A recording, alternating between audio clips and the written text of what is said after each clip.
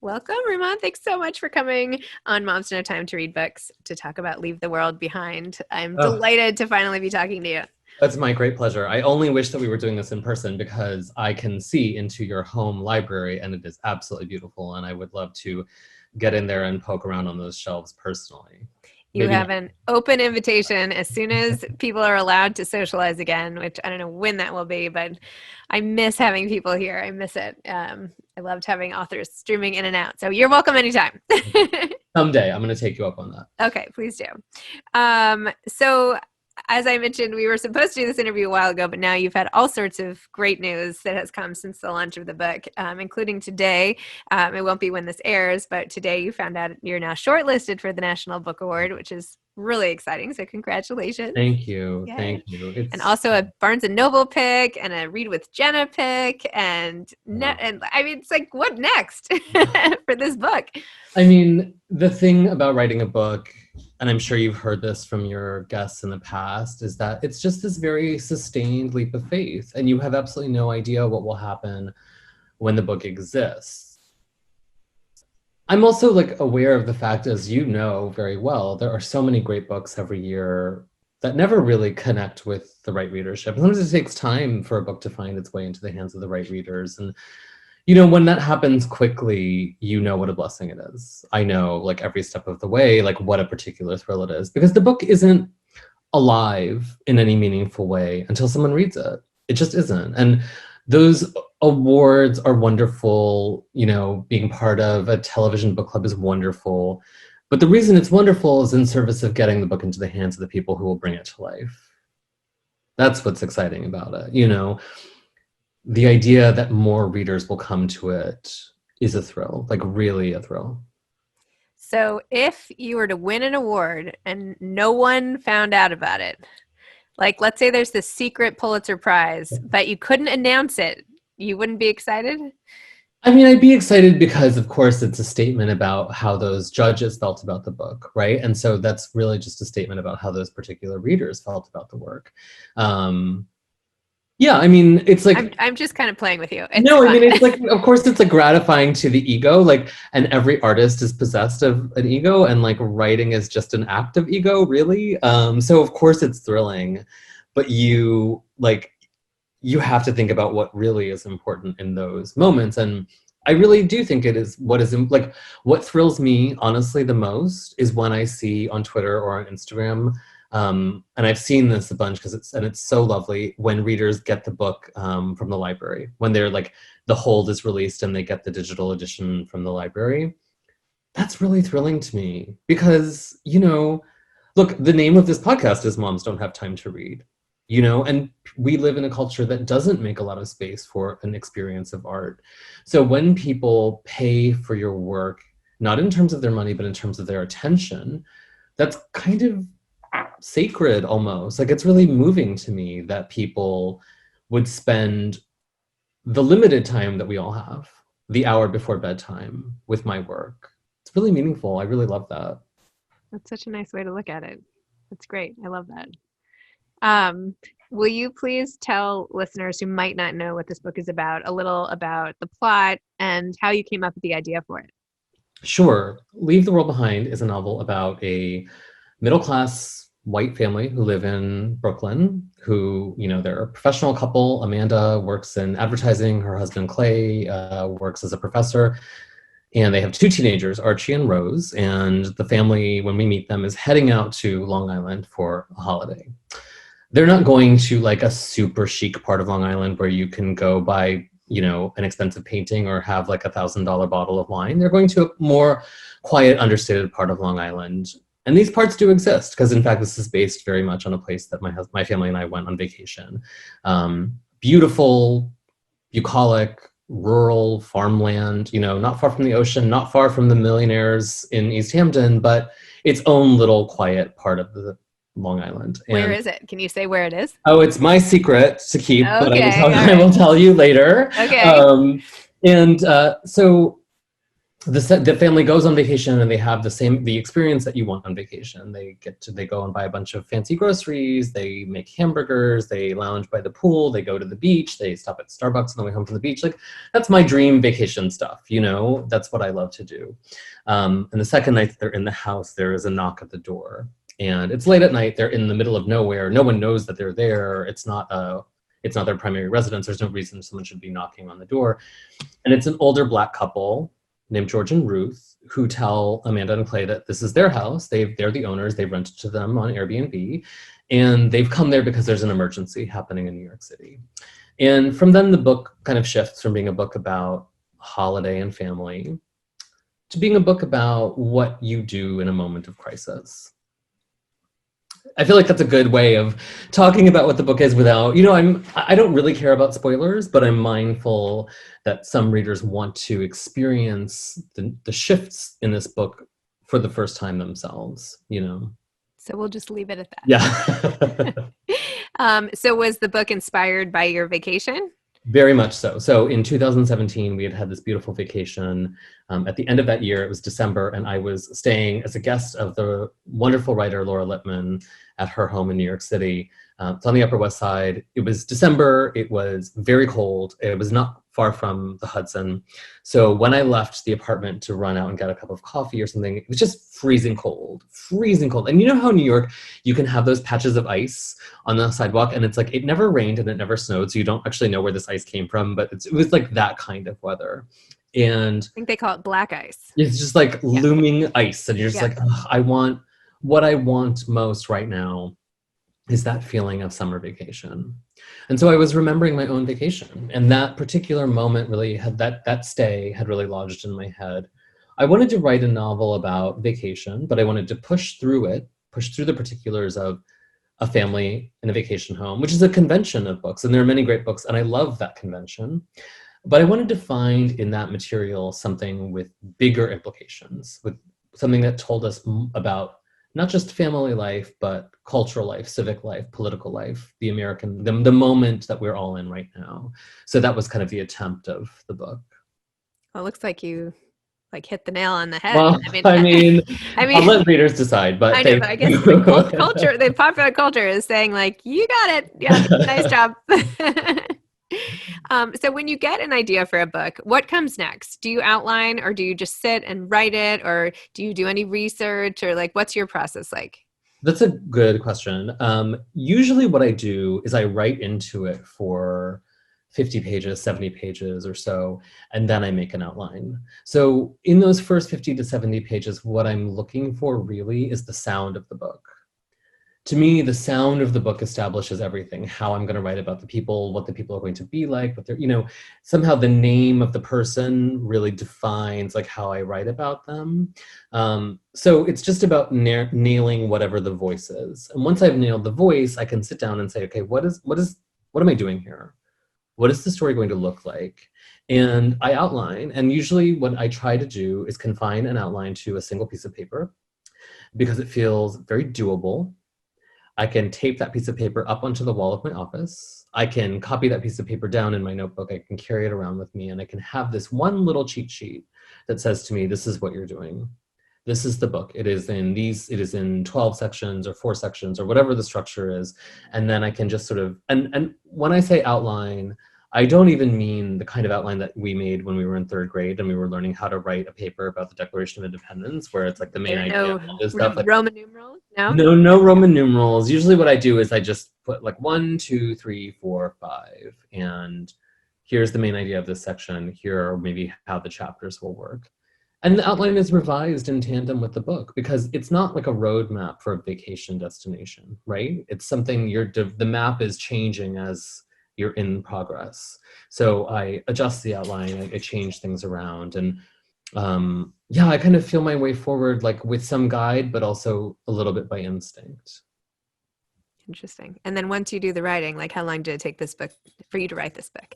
So I wrote this book very quickly. I wrote a draft of this book in about 3 weeks. It kind of 3 weeks? Yeah, it fell out of me. But when I say that, you have to understand that I had been thinking about the material for 6 months prior, and I had been jotting sentences down in my notebook. I had a secret Twitter account where I tweeted lines at the beginning of the book, you know. So yeah, so I wrote a draft of the book very quickly in about 3 weeks' time. But that doesn't reflect the amount of labor I had put in prior. Thinking about the book, I keep a notebook with me. I write sentences down, I write scenarios down, I write character names down, I write down ideas for scenes. I had a secret Twitter account where I was tweeting lines from the book because I tweet a lot, and I realized at some point that is just a form of writing, and I'm wasting that energy, and that I could channel that more productively if I trick myself, almost the way that you might trick yourself by getting off the subway 2 stops early, and then you're getting in your steps for the day. It almost feels like that, like taking Twitter, a technology I use all the time, and forcing myself to engage in my fiction that way. So what would you tweet? I tweeted what became the first chapter of this book was originally drafted as tweets. And so just one line at a time. Yeah, one sentence at a time, one thought at a time. And I think that really helped me stay inside of the world of this book until I sat down and wrote it. So I sat down and wrote it. The draft came out very quickly. It's very important for everyone to understand that draft is very bad. Very, very bad. It's the same relationship between a bowl of pancake batter and a finished pancake. And the application of heat makes a pancake, and the application of time makes the book. It's revision, revision, revision, breaking it apart, breaking it into sections, looking at each section, seeing how each fits together, rewriting. And so over time, you lose your sense of what material from that first draft exists in the final draft. It's really hard to say. But for me, the work doesn't begin until I have those first 300 pages. There's nothing to do. You're just talking theoretically. So if you force yourself, as I usually do, to sit down and write, almost like a marathon, don't look back, don't correct. Like I could, in a first draft, the character's name is Amanda, I could break that and call her Amy on some pages, and it doesn't matter. I don't stop myself. I know I'm making mistakes, and revision is for addressing those mistakes, and that period takes a very long time. It took a year, but that's what it's for. I mean, good work takes time. Wow, I like that process. But the secret Twitter account, did you ever unveil that it was you? No. It's locked. No one can follow it. So I'm the only one. I actually don't even think I don't think my own account follows that account.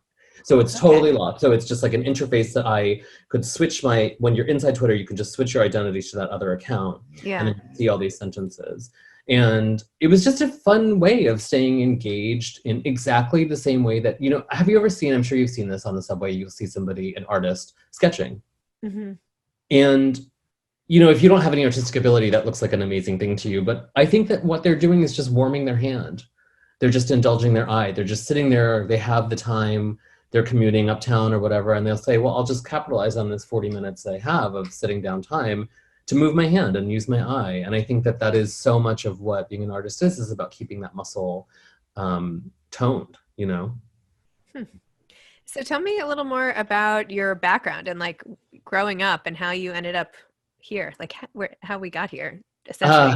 Where did you grow up, and when did you fall in love with writing, assuming you did? And that's an easy question to answer, because I knew from a very early age that I wanted to be a writer, probably like 5, and I was writing at that age. And I think a lot of kids are inclined toward artistic expression, drawing. Kids can get really passionate about drawing. Both of my boys have gone through periods where they're really passionate about making graphic novels. They're sort of just reflecting what they take in as art, but it's also because there's like an impulse inside of you to communicate that way. And some people never grow out of that, and I think I never grew out of that. I think that was something I wanted to do deeply, and I knew that for a long time. So I studied writing when I was an undergraduate. I studied at Oberlin College. I worked with a writer named Dan Shawn, who's an extraordinary writer, who blurbed this book, which is such a great honor for me. And then I moved to New York to work in magazines, and as happens to so many people who have like a particular feeling about art, reality intrudes. You've got to pay your rent. You have to join the labor force. You have to find a way forward. And that can be difficult to do and also stay connected to the work that you care about. And I tried to do it. I did do it. I worked in magazines. I had like a lovely career in publishing. I also still wrote and I still exercised that muscle. In 2009, we had our first son. And in 2012, we had our second son. And I think it was actually, well, anyway, at some point in that period when my boys were little, I had a play date with the writer Emma Straub, who's also a novelist. She was my neighbor at the time. Emma and I went to college together. And she said something to me that is so simple but so clarifying. She said to me, knowing my aspirations to write, knowing that I had been a writer all along in private, she said to me, no one is ever going to ask you to write a book. And that's absolutely true. No one is. No one is ever going to ask you, unless you're Michelle Obama. No one's going to ask you, you know? Michelle Obama will be asked, but no one would ever ask me. The lesson being, like, if there's something you want to do, you need to do it. And I really do credit my children with this, because having children, as I think it does for many people, clarified my own priorities. A lot of stuff falls away when you have kids because you just can't do it all. And you realize that you care about your family life. You may realize you care more about your career than you had thought, and you want to commit yourself to that. You may realize that you care less about your career than you thought, and you want to be at home with your family while your children are young. Like, this is what children can provide for so many people, mostly for women, to be honest, because this is not always the way that fathers have to reckon with this big question of, like, what is it you most want, right? In my household, there are two fathers, so it's a different dynamic. What I learned in that moment when Emma said that to me was that I really wanted to try this. And I didn't want to be 51 and not have given it a shot. Not that 51 is so old. Like, it's perfectly valid to re-begin your career or your artistic life at that point. But I knew I wanted to do it, and it was burning within me. At the time, so my younger son came home in 2012. By like 2014, I was working at New York Magazine. I had an amazing job where I was editing the design issues, which was such great fun. And built into that job was a hiatus of, I think it was 12 weeks, might have been 14. And so I had these 14 weeks where I wasn't going to be working in an office. I wasn't going to be making any money, but I was going to be kind of free. My younger son was a baby. My older son was like in school. He was in his Montessori school, his little preschool. So everything was kind of settled. And I said to my husband, I'm going to try something. I'm going to take these 14 weeks and I'm going to try something. You can't ask me any questions about it. You can't talk to me about what I'm doing. But every night at 7:00, if you're home, he travels a lot for work. If you're home, you'll put the kids to bed. And I'm going to sit down in the living room, which is where my desk was at the time, and I'm going to work. And in the morning, you're going to get up with the kids and let me sleep a little bit, but I'm going to be focused on this. Oh my gosh, you're saint of a husband. I know. I would be like, I don't like this plan at all. Absolutely not. Well, this is another big lesson from my career, which is that, like, for many people, it is a spouse who provides this particular kind of stability, but doesn't have to be. But a lot of artists, I think, require an anchor in reality, somebody who cares as much about their work as they do. And my husband provides that for me. And he said, to his great credit, like, yes, you do what it is you need to try to do. So for those 14 weeks, Zibby, the boys went to bed at 7. I sat down at the desk from 7 until 1 or 2 in the morning. I slept from 2 until 6 when everyone wakes up, of course, and, I would like have breakfast with the kids. I would pack their lunch. I would take the little one to the daycare, and I would come home and it'd be 8:30 and I would have slept 4 hours, and I would go back to bed and I would sleep until noon or 11. I would get up. I would do the laundry, do the dishes, make sure dinner was ready, make sure everything was ready for 7 p.m. so that when the kids went to bed, I was back at my desk. The latest I think I ever stayed up was I stayed up till 4 one morning. So I slept for 2 hours. I was younger then. And also I think you can kind of survive anything when you have a baby. because the baby has so broken your relationship to time that it almost doesn't matter, right? Like Yeah. when you have a small baby, you can be like, it's 1:50 and I have to be out of the house at 2:33. I'm going to sleep for 11 minutes and I'll feel better and I'll be fine. And you Right. do it because you Yes. kind of don't have much of a choice. So I think they showed me that I could do more than maybe I thought. And in that period of time, I didn't do anything. I didn't watch any television. I barely had dinner with my husband. I barely spoke to him. I was really committed to that work. But that's the period in which I wrote the first draft of my first novel. And so work demands sacrifice. You know, it demands sacrifice. And what I had to sacrifice was that sleep. And, but it changed my career. It changed everything about my life because I sold that book. I found an agent based on that book at the end of that year in December. The book sold the following spring and it appeared the following summer. Wow. So completely changed my life. And I hope your you husband got a dedication in that. know, I He think he didn't, knows. did he? You didn't I even mean, do I it. think I dedicated it to the kids. I can't Oh man, this poor remember. guy. Yeah, I mean, it's just like that.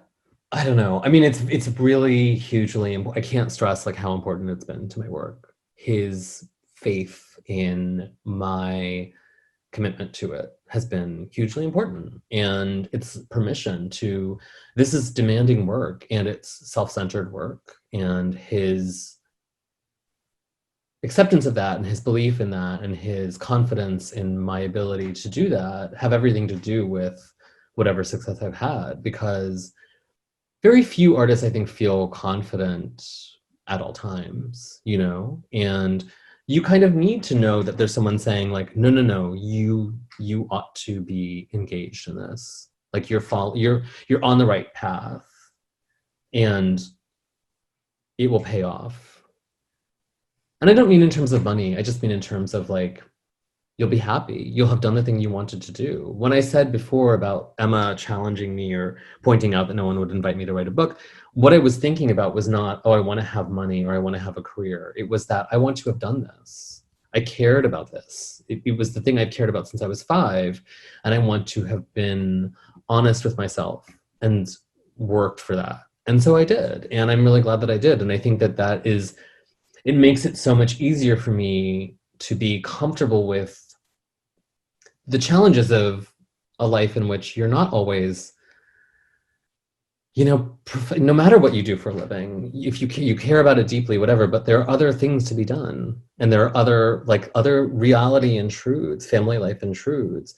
And my responsibility as a parent is so much easier for me to bear because I know that I'm satisfied professionally and personally and artistically. I've catered to the monster inside of me. I've indulged myself. And so I can do the acts of parenting, which have, as you know, nothing to do with the self. Nothing. You're just a conduit. You're just like a hand putting food into a mouth. That's what you are. That's the relationship. That's what you've committed to. And that can be very difficult for people. That's a difficult relationship.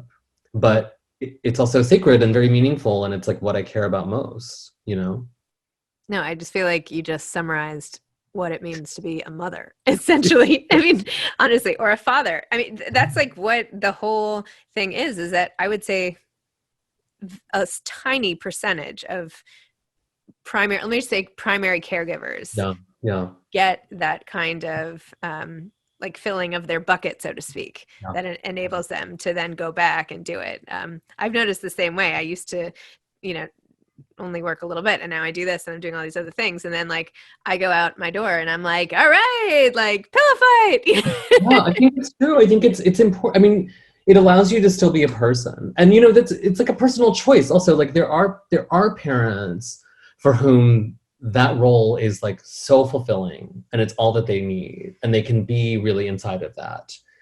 And I do find, it's not that I don't find it. I mean, I find it deeply fulfilling. It's words can't even really hold it, how fulfilling I find it. But I think part of the reason I'm able to find fulfillment and joy in it is that I have this other thing. And I think it's really important. It's become important to me as a part of the practice of parenthood, because children are ego monsters, that they see firsthand the ways in which people have other things that they care about, and that like they can hold in their heads the contradiction that like you are the person who takes care of me and is always there for me, but sometimes you will not be there for me.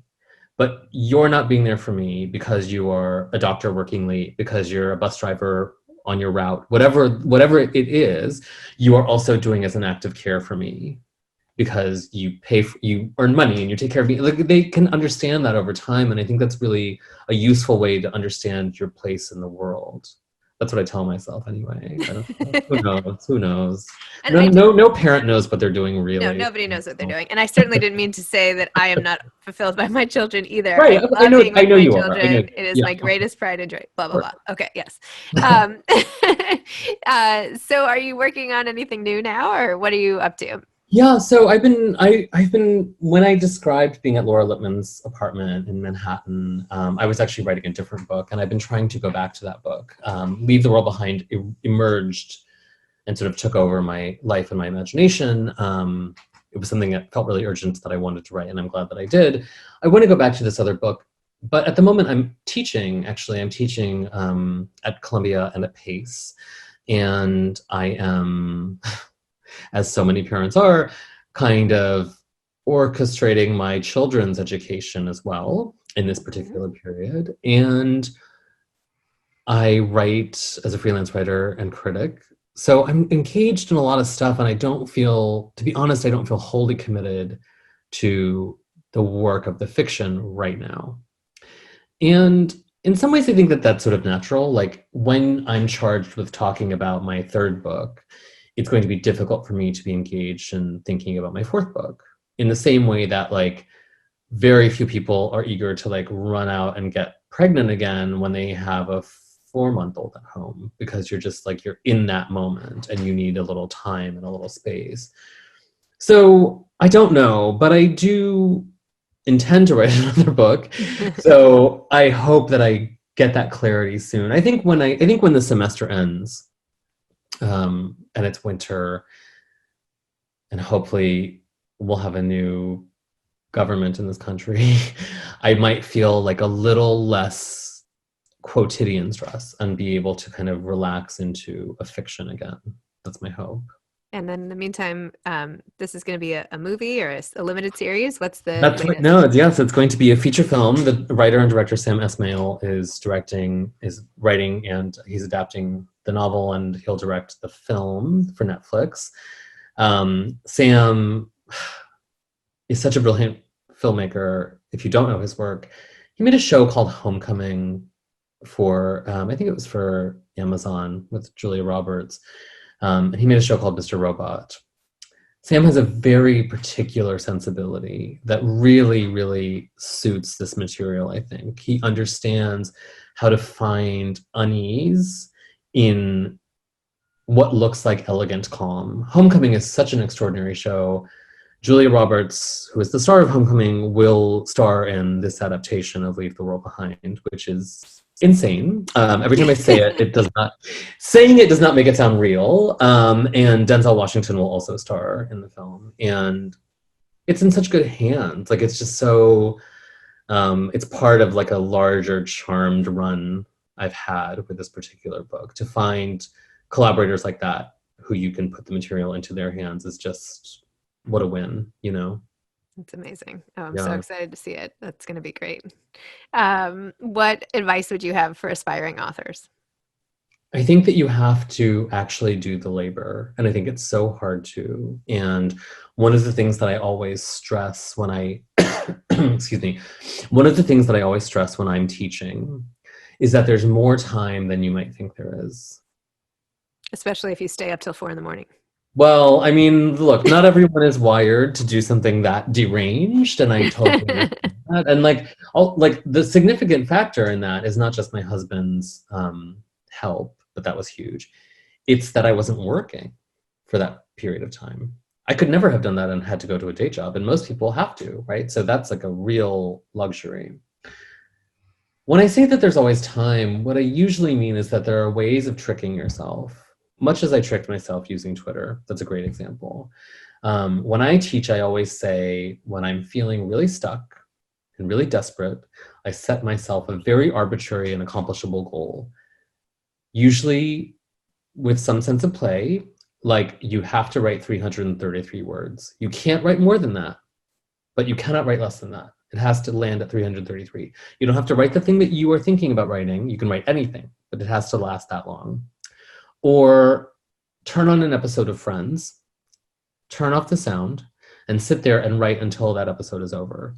Because the truth is that even on a really busy day, you would probably allow yourself the particular indulgence of sitting still and watching a sitcom for 22 minutes and saying, I'll do the laundry the second this is over. So let that TV show run with the notebook on your lap or with the laptop on your lap and write that whole time.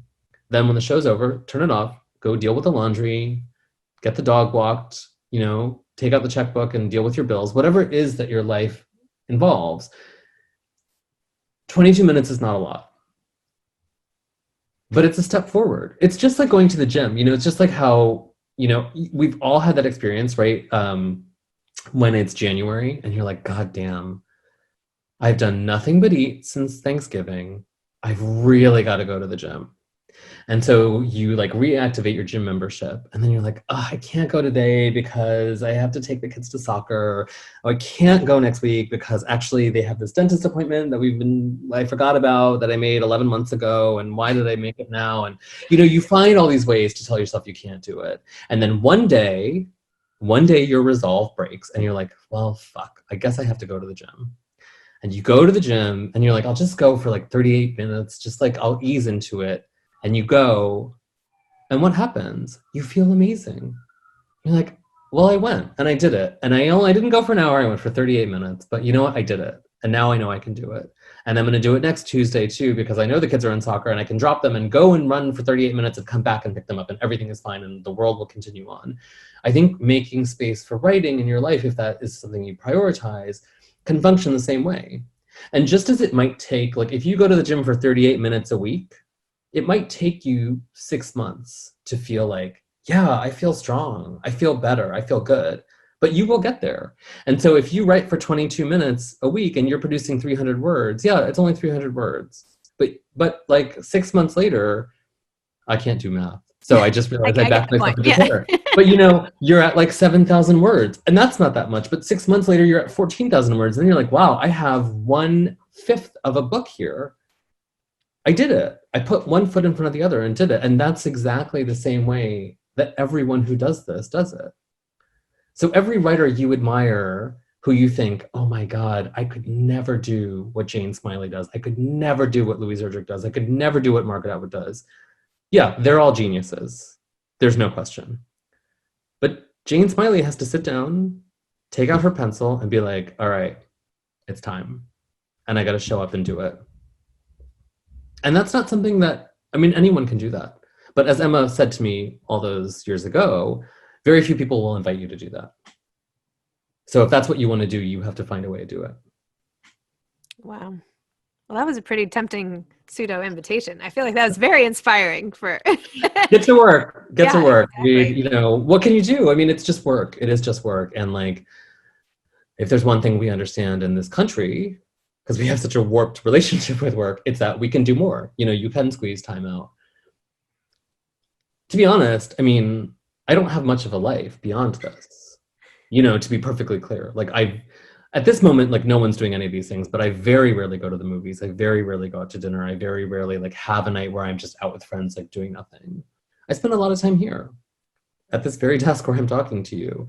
But it's a choice that I've made, and I've published 3 books in the span of 6 years. And there's a direct relationship between my productivity and like the other choices I've made.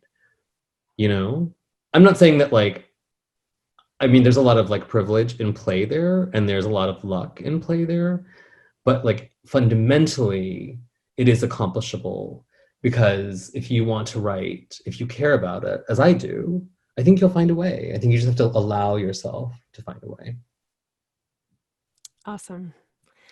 All right. Well, I will be sitting here mostly at this desk. You will be over there. I'll think about you on the, invisible Zoom once you're off and imagine you writing and not having any fun. No, I'm kidding. Well, it was lovely to meet you. And one Likewise. day you'll come here I and we can't won't wait. have to be apart from a screen. And yeah, this book was amazing. And I'm honored to have talked to you. And best of luck with all the great successes that you deserve. And go get a bottle of wine for your husband.